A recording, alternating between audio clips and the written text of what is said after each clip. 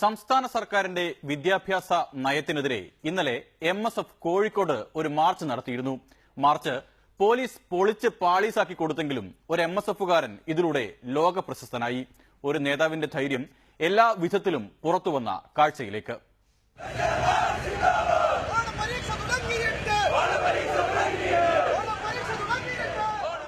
പാഠപുസ്തക വിതരണം വൈകിയതായിരുന്നു സമരത്തിന്റെ പ്രധാന കാരണം. KSU കയറുപൊട്ടിയ പമ്പരമായതോടെ MSFകാർ തന്നെ രംഗത്തിറങ്ങേണ്ടി വന്നു. കോഴിക്കോട്ടെ വിദ്യാഭ്യാസ ഉപഡയറക്ടറുടെ ഓഫീസിലേക്കായിരുന്നു മാർച്ച്. ആദ്യം ഓടി വന്ന് ബാരിക്കേഡ് ചാടിക്കടക്കൽ മത്സരമായിരുന്നു.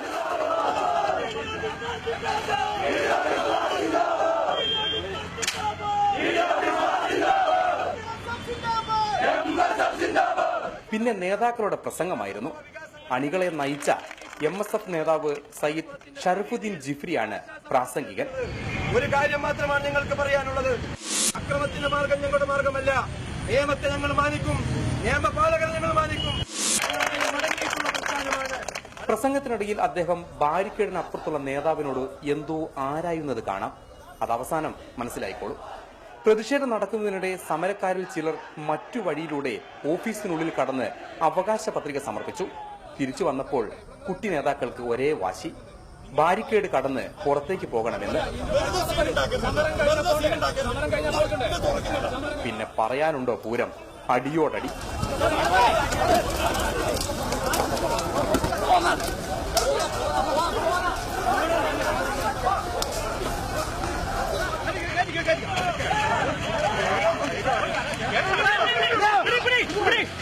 അതിനിടയിൽ നേരത്തെ മുന്നിൽ നിന്ന് നയിച്ച നേതാവ് എന്തു ചെയ്യുകയായിരുന്നെന്ന് കാണണ്ടേ. നിനക്ക് ഭ്രാന്തായടാ പന്നി, ഓടിച്ചോ പ്രേമ പതിയെ പോടാ, എനിക്ക് ദേശത്തെ വഴിയേറിയില്ലാന്ന്. ഓടിച്ചോ. ഈ വേളയിലാണ് സംവിധായകൻ സത്യൻ അന്തിക്കാടിനെ നമിച്ചു പോകുന്നത്. അദ്ദേഹം ഇതൊക്കെ എന്നോ കണ്ടിരുന്നു. ആളുന്ന തീയില് തിരിയെന്ന പാരണം, ആപത്തില്ലവനാന്റെ തടി നോക്കണം. നേതാവ് ഇന്ന് നേതാവ്, നാളെ രാജാവ് എന്നും ജേതാവ്. എന്തായാലും ഇവരെയൊക്കെ ഇന്ത്യൻ ഒളിമ്പിക്സ് അസോസിയേഷൻ കാണാതെ പോയല്ലോ എന്നതിലാണ് മറ്റുള്ളവരുടെ സങ്കടം.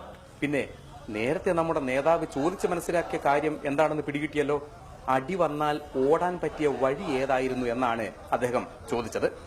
റിപ്പോർട്ടർ, കോഴിക്കോട്.